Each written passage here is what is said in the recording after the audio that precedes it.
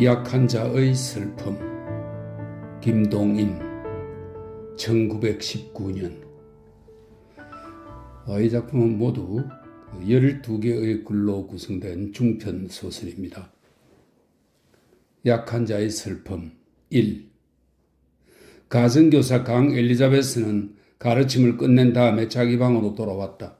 돌아오기는 하였지만 이제껏 쾌활한 아이들과 마주 유쾌히 지낸 그는 찜찜하고 갑갑한 자기 방에 돌아와서는 무한한 적막을 깨달았다.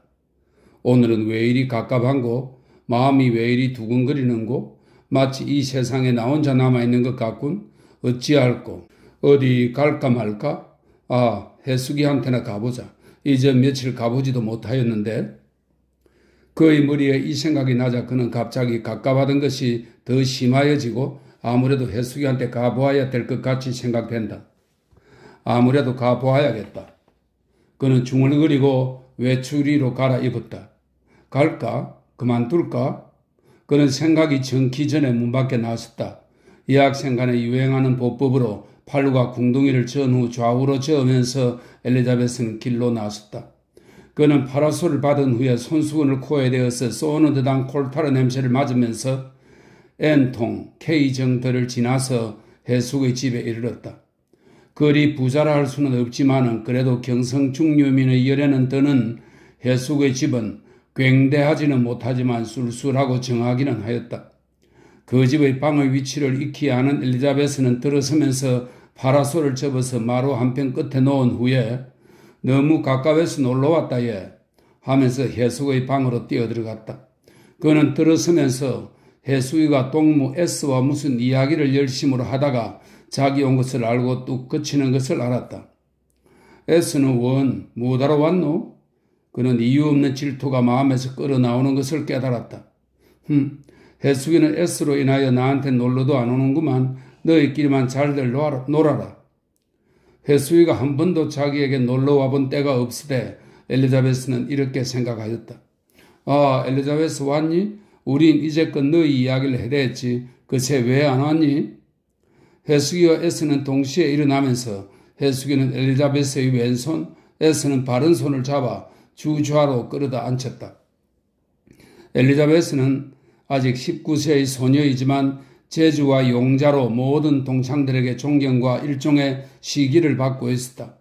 그는 재주로 인하여 아직 통학 중이지만 K 남작의 집에 유하면서 오후에는 그 집 아이들에게 학과의 복습을 시키고 있었다. 내 이야기라니 무슨 내 숭들만 실컷 보고 있었니? 엘리자베스는 앉히는 자리에 앉으면서 억지로 성난 것을 감추고 농담 비슷하니 물었다.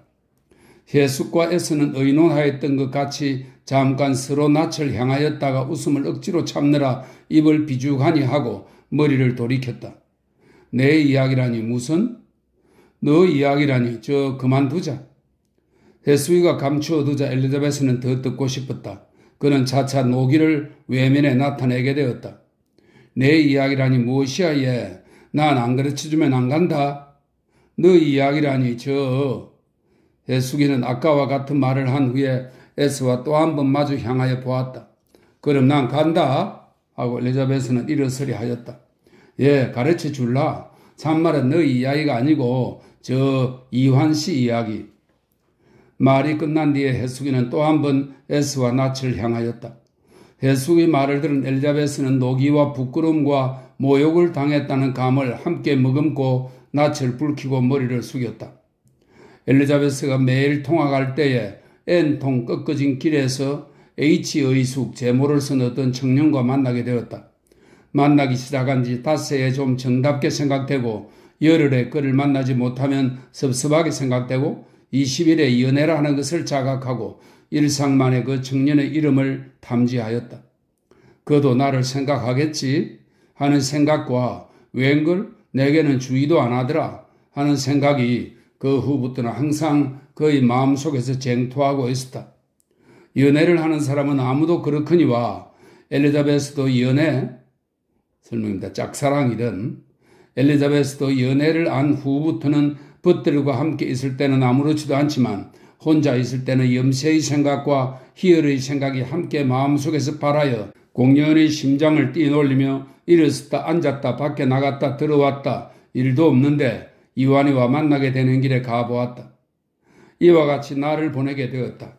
그러다가 아무에게도 통사정할 사람이 없는 엘리자베스는 해숙에게 이 말을 다 고백하였다.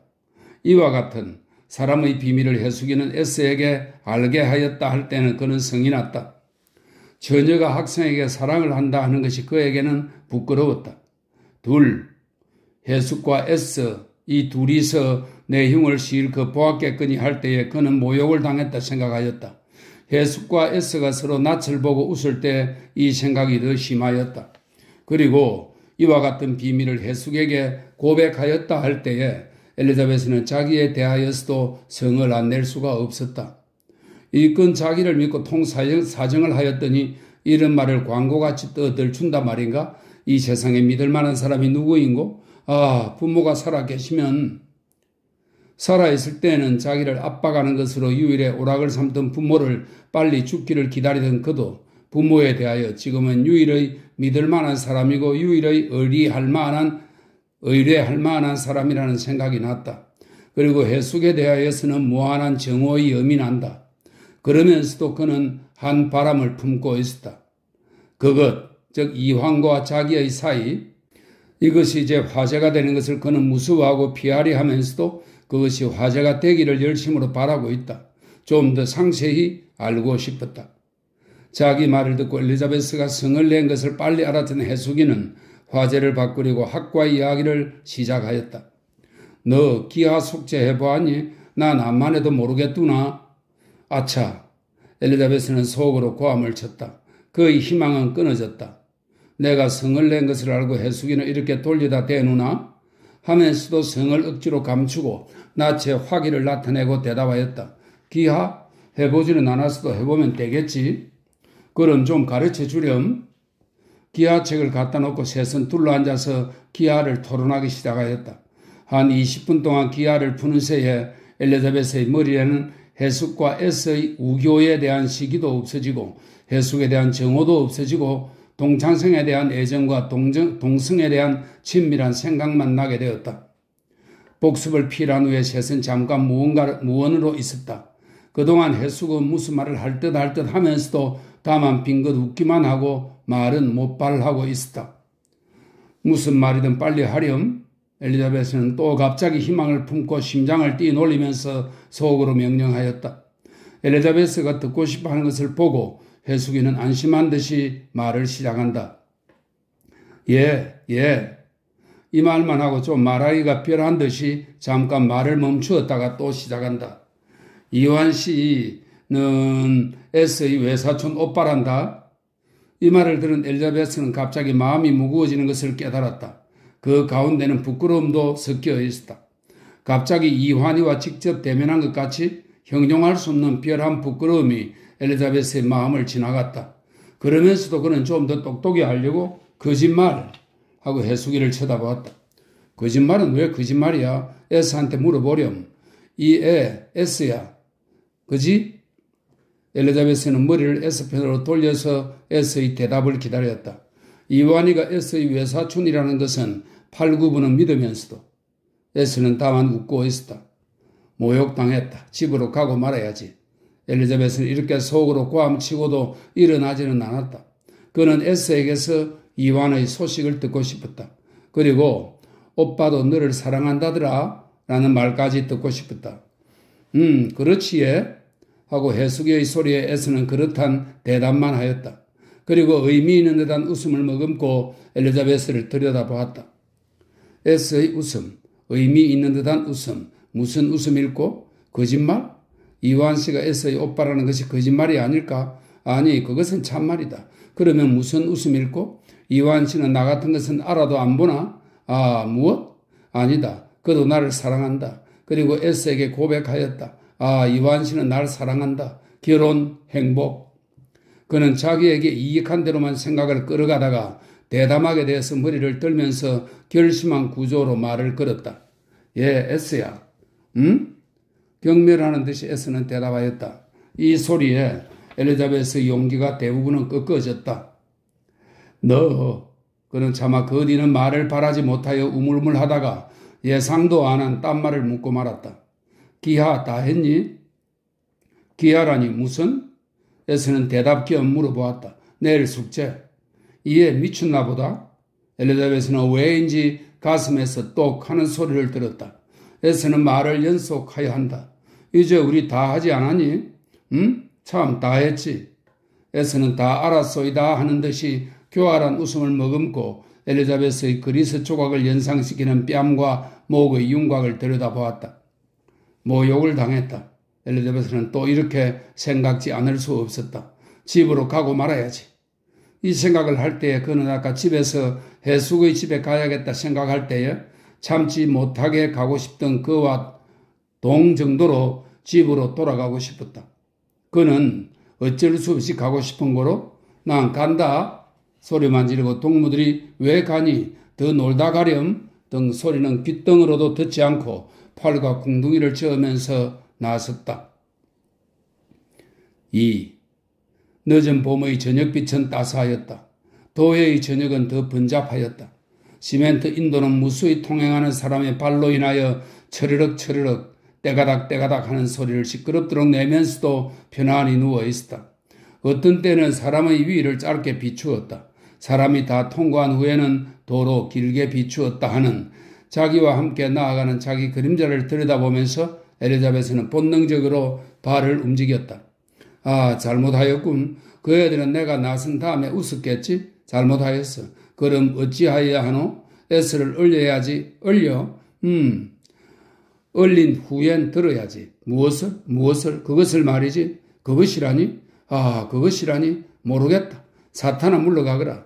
S가 이완시의 누이이고 S가 해숙의 동무이고 또 내 동무이고 이완시는 동무의 오빠이고 사람이 다니고 전차. 아이고 무엇인지 모르게 되었다. 왜 웃는다 말인가? 왜? 웃으니까도 웃지. 무엇이 우스워? 참 무엇이 웃을까? 그는 또 한 번 웃었다. 그렇지만 그 웃음은 기뻐서 웃는 것도 아니고 즐거워서 웃는 것도 아니다. 다만 웃어서 웃는 것이다. 그가 왜 웃은지 그 이유를 해석하려고 혼돈된 머리로 생각하면서 발은 본능적으로 차차 집으로 가까이 옮겨놓았다. 구부러진 길을 돌았을 때에 그는 아직껏 보고 오던 자기 그림자를 잃어버린 거로 잠시 멈춰 섰다가 또 한 번 해석지 못한 웃음을 웃고 다시 걷기 시작하였다. 그가 집에 들었을 때는 5시 반 좀 지난 후 K 남작은 방금 저녁을 먹고 처와 아이들이 저녁을 먹을 때이다. 조선의 성각자로 자임하는 남작은 내외의 절과 안방 사랑의 별은 폐하였지만 남존 여비의 생각은 아직껏 확실히 지켜왔다. 엘리자베스는 먹기 싫은 밥을 2옷을 먹은 후에 자기 방으로 돌아와서 아직 어둡지도 않았는데 전등을 켜고 책 괴상 머리에 가 앉았다. 아무 작용도 아니하는 눈을 공렬히 멀거니 뜨고 책상을 오르간으로 삼고 단유비 곡을 뜯으면서 그는 머리를 동작시키고 있었다. 웃음, S, 이환, 결혼, 신혼여행, 노후의 안락 또는 거기는 조금도 상관없는 다른 공상이 속속들이 그의 머리에 왕래하였다. 끝없이 나는 공상을 2시간 동안이나 한 후에 이제껏 희미하니 아물아물 기어가는 것 같이 보이던 벽의 흑점이 똑똑히 보이기 시작할 때에 그는 자리를 펴고 자고 싶은 생각이 났다. 아까 저녁 먹을 때의 남작의 오늘 밤에는 회가 있는 거로 밤 2시쯤 돌아오겠다 말을 들은 엘리자베스는 별로 안심이 되어 자리를 펴고 전 나체가 되어 들어누웠다. 몇 가지 공상이 또 머리에서 왕래하다가 그는 잠이 들었다. 한참 자다가 11시쯤 자기를 흔드는 사람이 있는 거로 그는 눈을 번쩍 떴다. 전등 아래 의관을 한 남작이 그를 들여다보고 있었다. 엘리자베스는 갑자기 잠이 수천리 밖에 퇴산하는 것을 깨달았다. 그는 남작이 자기를 들여다보는 눈으로 남작의 요구를 깨달았다. 하고 겨우 중얼거렸다. 부인이 아시면 아차. 그는 속으로 고함을 쳤다. 부인이 모르면 어찌한단 말인가? 모르면 이것이 허락의 의미가 아닐까? 그러면 너는 그것을 허락하느냐? 물론 싫어하지. 무엇? 싫어해? 내 마음속에 허락하려는 생각이 조금도 없냐? 아, 허락하면 어쩌냐? 그래도 일순간에 그의 머리에 이와 같은 생각이 정광과 같이 지나갔다. 조용히. 아까 2시에 돌아오겠다고 하였으니까 모르겠죠? 남작은 말했다. 이제야 엘리자베스는 아까 남작이 광고하듯이 찌꺼리던 소리를 해석하였다. 그리고 두 번째 거절을 해보았다. 부인이 계시면서도 아차, 그는 또 속으로 고함을 안 칠 수가 없었다. 부인이 없으면 어찌한다 말인가? 이것은 허락의 의미가 아닐까? 남작은 대답 없이 엘리자베스를 뚫어지게 들여다보고 있었다. 왜 그리 보세요? 그는 남작의 시선을 피하면서 별한 웃음, 즉 애걸하는 웃음, 그러지의 웃음을 웃으면서 돌아누웠다. 아차, 그는 세 번째 고함을 속으로 발하였다. 이것은 매춘부의 웃음, 매춘부의 행동이 아닐까? 몇 번 거절에 실패를 한 엘리자베스는 마지막에는 자기에 대해서도 정이 떨어지게 되었다. 그는 위기에 대해서인지는 모르면서도 모르는 어떤 자에게 골이 나서 몸을 꼬으면서 좀 날카롭게 그래도 작은 소리로 말했다. 싫어요, 싫어요. 남작은 역시 대답이 없었다. 엘리자베스는 갑자기 방 안이 어두워지는 것을 알았다. 남작이 불을 끈 것이다. 그 후에는 남작의 의복 벗는 소리만 바삭바삭 났다. 엘리자베스는 정신이 아득해지고 말았다. 정신이 아득해진 엘리자베스는 한참 있다가 거기서 직수면 상태로 들어서 푹 잠이 들었다가 5시쯤 동편 하늘이 좀 자홍색을 띄워올 때에 무엇에 놀란 것 같이 움쭉하면서 눈을 떴다. 회색 새벽빛을 꿰어서 먼트고메리 회사째 벽치가 눈에 드는 동시에 그의 머리에는 남작이 생각났다. 곁에 사람의 기척이 없는 거로 남작이 돌아갔을 줄은 확신하면서도 만일 있었다면 하는 의심이 나는 거로 그는 가만가만 머리를 그 편으로 돌렸다. 거기는 남작이 배너라고 갖다 놓았던 책이 서너 권 놓여 있었다. 그럼 저편 쪽에 있지. 저편 쪽 벽에 꼭 붙어 서서 날 놀래려고 준비하고 있지. 엘리자베스는 흥미절반, 진정절반으로 이런 생각을 하고 갑자기 남작이 숨기 전에 발견하려고 머리를 돌이켰다.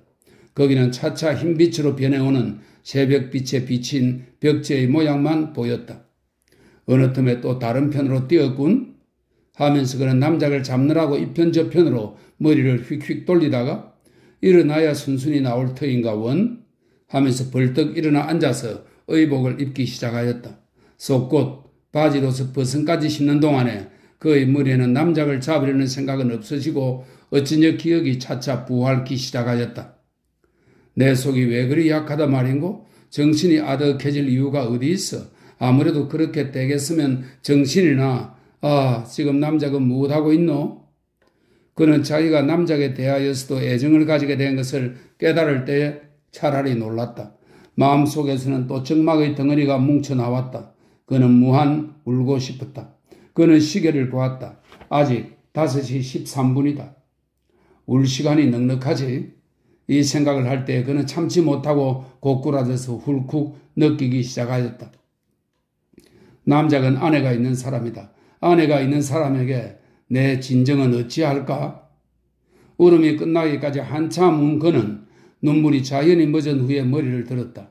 아침 햇빛은 눈이 시도록 방 안을 들이쬐고 있었다. 밝은 햇빛을 본 연고인지 실컷 운 연고인지 엘리자베스는 오랫동안 벼르던 원수를 갚은 것 같이 별로 속이 시원한 거로 일어나서 세수를 하러 갔다. 세수를 한 후에 그는 거기서 잠깐 주저치 않을 수가 없었다. 밥을 먹으러 가나 안 가나 밥을 먹어야겠고 거기는 남작이 있겠고 그러다가 그는 필사적 용기를 내고 밥을 먹으러 갔다. 거기는 남작은 없었지만 그는 부인과 아이들에게도 할 수 있는 대로 낯을 안 보이게 하고 밥을 먹었다. 그런 후 자기 방에 와서 이부자리를 간지피고 책벌을 싸가지고 학교로 향하였다. 정문 밖에 나선 그는 또 한 번 주저치 않을 수가 없었다. 이 길로 가나 저 길로 가나 이 길로 가면 이완희를 만나겠고 저 길로 가면 대단히 멀고 그의 마음속에는 쟁투가 일어났다. 자기에 대하여 애정을 나타내지도 않는 이완의 앞을 복수 겸으로 유유히 지나갈 때의 자기의 상쾌를 그는 생각해 보았다. 이완희는 그 일을 모르겠지만 이렇게 하는 것이 엘리자베스에게는 한 쾌락에 다름없었다. 그렇지만 그는 이완희를 사랑하였다. 문자 그대로 자기 몸과 동 정도로 그를 사랑하였다. 이러한 엘리자베스는 그런 참혹한 일을 행할 수가 없었다. 이 길로 갈까 저 길로 갈까? 그는 생각이 정기 전에 어느덧 먼 길 편으로 발을 옮겨 놓았다. 학교에서도 엘리자베스는 성가신 1일을 보내고 하학 후 곧 집으로 돌아왔다. 3. 단조하고도 복잡한 엘리자베스의 생활은 여전히 연속하여 순환되고 있었다. 아침 깨어서는 학교에 가고 하학 후에는 아이들과 마주 놀고 자고, 다만 전보다 변한 것은 평균 일주 2회의 남작의 방문을 받는 것이라. 대개는 엘리자베스가 얘기한 날 남작이 왔다. 남작이 오리라 생각한 날은 엘리자베스는 열심으로 남작을 기다렸다. 그렇지만 그 방은 남작 부인의 방과 그리 멀지 않은 거로 남작이 와도 그리 말은 사귀지 못하였다. 엘리자베스는 그것으로 남작이 와 있을 동안은 너무 가까워야 빨리 돌아가기를 기다렸다. 하지만 일단 남작이 돌아가고 보면 엘리자베스는 남작이 좀 더 있지 않는 것을 원망하고 무한한 적막을 깨달았다. 만약 엘리자베스가 얘기한 날 남작이 오지 않으면 그는 어찌할 줄 모르게 속이 타고 질투를 하였다. 그렇지만 이보다 더 큰 고통이 엘리자베스에게 있었다. 때때로 이완의 생각이 나는 것이다. 그런 때는 자기도 나를 생각지 않는데 내가 그러면 무엇하는가? 내가 자기와 약혼을 했댔나? 등으로 자기를 위로해 보았지만 대개는 변해를 미안히 쳐 이겼다. 그럴 때는 문자 그대로 심장을 잘 들지 않는 칼로 베어내는 것 같았다. 그렇게 되면 그는 고꾸라져서 장시간의 울음으로 겨우 자기를 위로하곤 하였다. 그는 부인에 대해서도 미안을 감하였다. 남편을 가로하셨는데 왜 미안치를 않을까? 그는 때때로 중얼거렸다. 그러는 새에도 학교에는 열심으로 상학하였다. 학교에도 무한한 혐오의 정과 수치에 예민하지만은 집에 있으면 더 큰 고통을 받는 그는 일종의 위안을 얻느라고 상학하였다. 그동안 시절은 바뀌었다. 낮잠 잘 오고 맥이 나는 봄 시절은 비 많이 오는 첫 여름으로 변하였다. 4. 엘리자베스와 남작의 첫 관계가 있은 후 5번 일요일이 찾아왔다. 오후 소아주일학교 교사인 엘리자베스는 소아교수와 예배를 필한 후에 아이들 틈에 꿰면서 예배당을 나섰다. 벌겋고 누른 장마 때 저녁에는 절벅절벅하는 길을 내리 쪼이고 있었다. 북편 하늘에는 비를 준비하는 검은 구름이 걸려 있었다. 엘리자베스가 예배당 정문을 나설 때에 너 이즘 학교에 왜 다른 길로 다니니? 하고 해숙이의 소리가 그의 뒤에서 났다. 엘리자베스는 돌아보지도 않고 속으로 다만 다른 길로 학교를 다녀? 다른 길로 학교를 다녀? 하면서 집으로 향하였다. 남작 집 정문을 들어서려 하다가 그는 우뚝 섰다. 해숙의 말이 이제야 겨우 해석되었다. 다른 길로 학교에 다닌다니 내가 다른 길로 학교를 다닌다는 뜻이로군? 그는 별한 웃음을 웃고 자기 방으로 향하였다. 자기 방에 들어서서 책보를 내던지고 앉으려 하다가 그는 또 한 번 꼿꼿이 섰다. 사지가 꼿꼿해지는 것을 깨달았다. 12초 동안 이와 같이 꼿꼿이 섰던 그는 그 자리에 고꾸라졌다. 그의 가슴에서 무슨 덩어리가 뭉쳐서 나오다가 목에서 잠깐 회전하다가 그 덩어리가 코와 입으로 폭발하곤 한다. 그럴 때마다 눈에서는 눈물이 푹푹 쏟아지고 가슴은 싹싹 베어내는 것 같이 아팠다. 그에게는 2달 동안 몸이 안 난 것이 생각이 났다. 잉태. 엘리자베스에 대해서는 이것이 죽으라는 명령보다도 혹독한 것이다. 그는 잉태가 무섭지는 않았다. 그렇지만 그의 미래, 희미하고 끔끔한 그의 생 가운데 다만 한 줄기의 반짝반짝하게 보이는 가는 광선, 이러한 미래를 향하고 미끄러져서 나아가던 그는 잉태로 인하여 그 미래를 잃어버렸다. 그 미래는 없어졌다. 엘리자베스의 울음은 이것을 깨달은 때에 나오는 진정의 울음이다. 심장 폭발 가운데서 나오는 참 눈물이다. 이렇게 한참 운 그는 눈물 주머니가 다 마른 후에 겨우 머리를 들고 전등을 켰다. 눈이 붉어지고 눈두덩이 부은 것을 스스로 깨달을 수가 있었다. 그는 자기 배를 내려다 보았다. 그의 눈은 보통보다 곱 이상이나 크게 보였다. 첫 배는 그리 부르지 않는다던데 게다가 달 반밖에나 안 되었는데 하고 그는 다시 보았다. 조금도 부르지를 않았다. 그래도 안 부를 수가 있나? 하고 그는 또다시 보았다. 보통보다 3곱이나 크게 보였다. 쾅쾅 하는 아이의 발소리가 이를 때에 엘리자베스 방으로 가까이 온다. 엘리자베스는 빨리 어두운 편으로 향하였다. 문이 열리며 8살 된 남자의 아들이 나타나서 엘리자베스에게 저녁을 재촉하였다. 저녁을 먹으러 가기가 싫은 엘리자베스는 안 먹겠다고 대답할 수밖에 없었다. 아이가 돌아간 뒤에 엘리자베스는 중얼거렸다. 꼭 좋은 때 울음을 멈추었군. 좀 더 울었으면 망신할 뻔했다. 조금 후에 부인은 친절하게 죽을 쑤어다가 그에게 주었다. 죽을 먹고 죽그릇을 돌려보낸 후에 아까 울음으로 얼마 속이 시원해지고 원기까지 좀 회복한 엘리자베스는 남작과 이환 두 사람을 비교하기 시작하였다. 그는 마음속에 두 사람을 그린 후에 어느 편이 자기에게 더 가깝고 더 사랑스러운고 생각해 보았다. 사랑스럽기는 이완이가 더 사랑스럽지만 가깝게는 아무래도 남작이 더 가까운 것 같이 생각이 된다. 이와 같은 결단은 그의 구하는 바를 채우지를 못하였다. 그는 사랑스러운 편이 더 가깝고 가까운 편이 더 사랑스럽기를 원하였다. 그렇지만 사랑과 가까움은 평행으로 나가서 아무 데까지 가도 합하지를 않았다. 그는 평행으로 나가는 사랑스러움과 가까움이 어디까지나 나가는가를 알려고 마음속에 둘을 그려놓고 그 둘을 차차 연장시키면서 눈알을 굴려서 그것들을 따라가기 시작하였다. 둘은 동시 합하지 않았다. 끝까지 평행으로 나갔다. 사랑스러움과 가까움은 끝까지 분립하여 있었다. 여기 실패한 엘리자베스는 다시 다른 생각으로 그것을 보충하리라 생각하였다. 사랑스러운 편이 자기에게 더 정다울까, 가까운 편이 더 정다울까 그는 생각해 보았다. 어떻든 둘 가운데 하나는 정다워야만 된다고 그는 조건을 붙였다.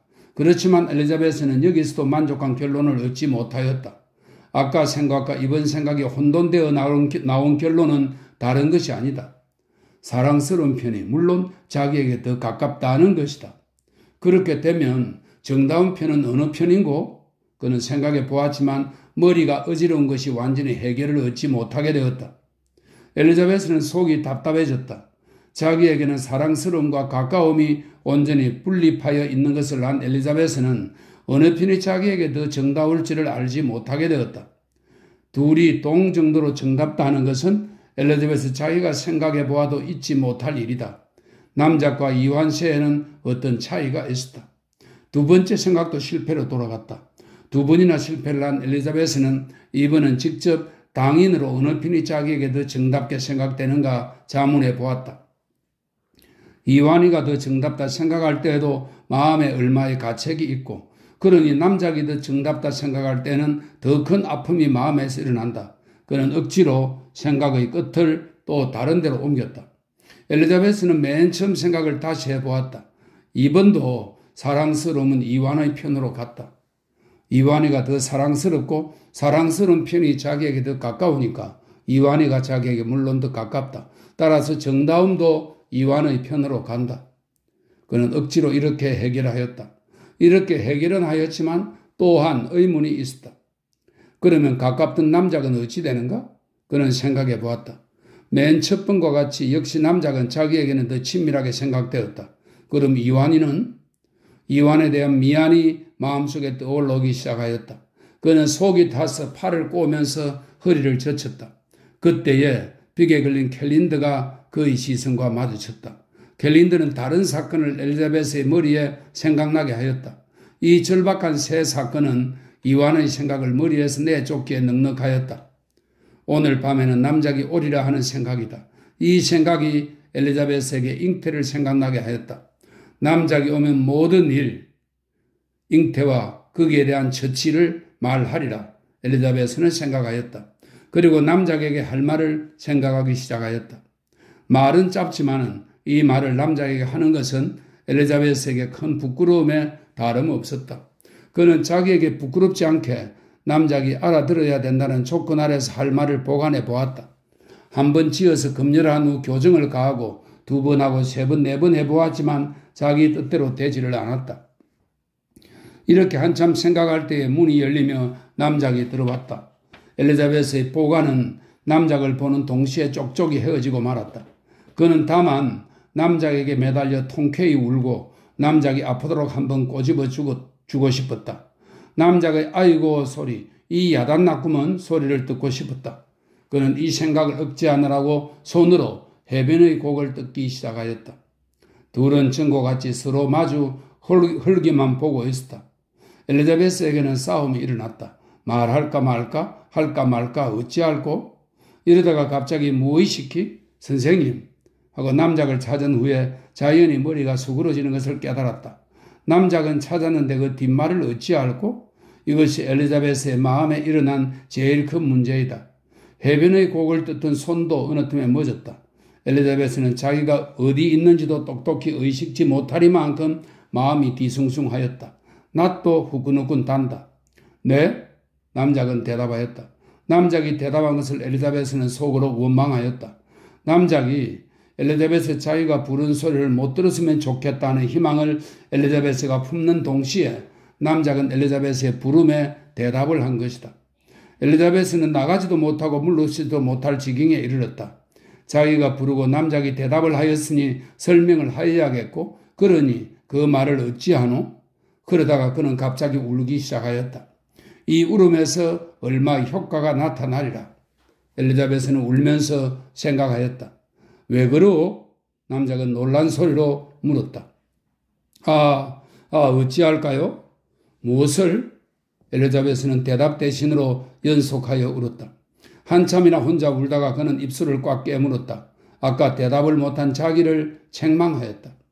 남작이 왜 그러는가 물을 때가 대답하기는 절호의 기회인 것을 그 기회를 비게 지나보낸 엘리자베스는 자기를 미나다 생각하지 않을 수가 없었다. 그리고 다시 그런 기회를 기다려 보았지만 남작은 아무 말 없이 가만히 있었다. 좀 더 심히 울면 남작이 무슨 말을 하겠지 생각하고 엘리자베스는 좀 더 빨리 어깨를 젓기 시작하였다. 왜 그러오? 남작이 이것을 보고 물었다. 엘리자베스는 대답을 또 못하였다. 무엇이라고 대답할꼬? 생각하는 동안의 기회는 지나갔다. 이제는 대답을 못하겠고 아까는 대답을 못하였으니 다시 기회를 기다려보자 엘리자베스는 생각하고 기회를 다시 기다리기 시작했다. 그러니 이번 물을 때는 뭐라 대답할까? 엘리자베스는 울면서 생각해 보았다. 이때 남작의 세 번째 물음이 이르렀다. 왜 그런다 말이오? 잉태. 대답을 한 후에 엘리자베스는 자기의 용기에도 크게 놀랐다. 이 말이 이렇게 쉽게 평탄하게 나올 것이면 아까는 왜 안 나왔는고 하는 생각이 엘리자베스의 머리에 지나갔다. 잉태? 남작은 놀란 목소리로 엘리자베스의 말을 다시 하였다. 제일 어려운 말, 잉태란 말을 하여 넘기고 남작의 놀란 소리까지 들은 엘리자베스는 갑자기 용기가 몇 배가 많아지는 것을 깨달았다. 그 뒷말은 술술 잘 나왔다.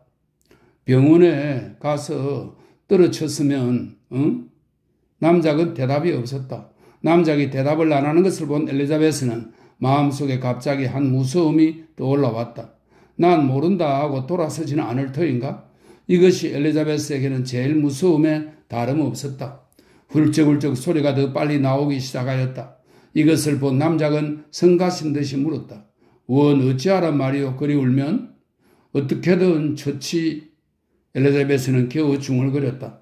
남작의 성내말을 들을 때는 엘리자베스의 용기는 다 도망치고 말았다. 처치라니 어떤? 글쎄 병원? 양반이 그런 엘리자베스는 그러리라 생각하였다. 그래도 남작이라고 존경까지 받는 사람이 낙태의 일로 병원이라니. 그는 갑자기 서름이 더 나왔다. 가는 소리를 내어 울기 시작하였다. 이것을 본 남작은 좀 불쌍하게 생각났던지 정답게 말하였다. 운이 할 수 있어. 자, 어떻게 하자 말이오?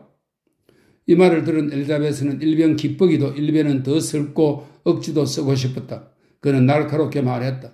모르겠어요. 몰라요. 전 아무래도 싼 것이니까. 그러지 말고 어찌자 말이오? 몰라요. 저 같은 것은 사람이 아니니까.